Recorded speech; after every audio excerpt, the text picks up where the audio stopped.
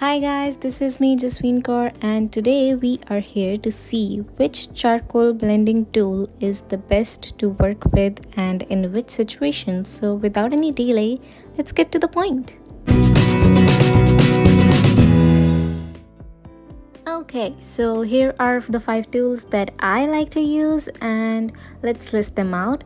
The first is my finger or my hand, the next one a tissue paper, a cotton pad, a paper stump, and a few brushes. So let's have a look at each one of them one by one and see how they perform. First one is my finger and I like to use charcoal dust while blending the charcoal. So I picked up some charcoal dust on my finger and I started blending it out on the paper, and I moved my way from the darker point to the lightest point, and I saw that how the grease that is on my hand, like the oiliness of my fingers, the natural body oils, make some patches that are left behind, and it leaves a very bad texture, which is not a good idea when you want to achieve a realistic look or a realistic image effect. Next thing I like to use is some facial tissues or tissue paper that does not have any texture, because it is the best way to color a huge area with charcoal, because when you're working on a bigger piece and you want too much area that is black, so the tissue paper would be the fastest. The next up we have is cotton bud or cotton pad. I made this cotton bud pencil thing because it is easier to handle, but you can also use a cotton pad or just a small cotton ball, and it will also give you a smooth effect. Next up is paper stumps. Paper stumps I find are really good for detailing and stuff, because they can also leave some patches when working on bigger pieces, but they still blend out really smooth. So if you want to work on some smaller details, I would definitely recommend paper stumps.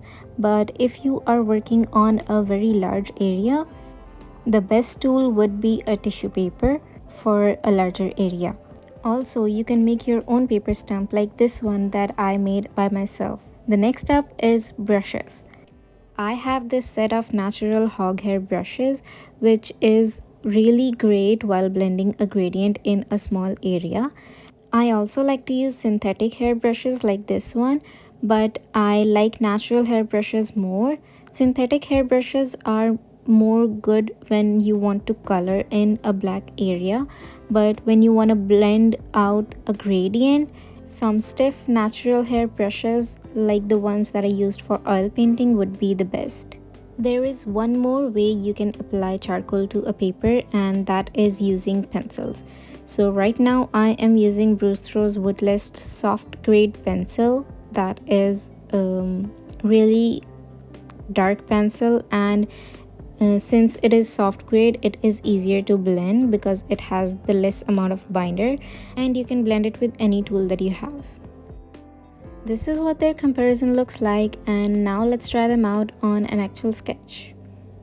I'm placing the border with the washi tapes so that I don't ruin it. And now let's try the simplest sketch of a landscape that I have ever done. I am starting by making an island on the bottom, and it is normal for your tissue paper to rip, so you can just fold it and use the other side and then use a different tissue paper when you're out of the sides. Tissue paper can help with the bigger areas, but paper stump is going to help you with the small details of an island that I want to make, so I am using paper stump for the details. Charcoal dust can be tricky, so I am using a knittable eraser to erase some of the dust that I spilled on the paper. And now I am using a hard pencil to mark out my tree that I have on the center, which is going to be my attraction of the piece. And I am then using a soft pencil to darken it, and also making the island that I want in front, because I want it to be detailed, then I am using tissue paper to blend it out again.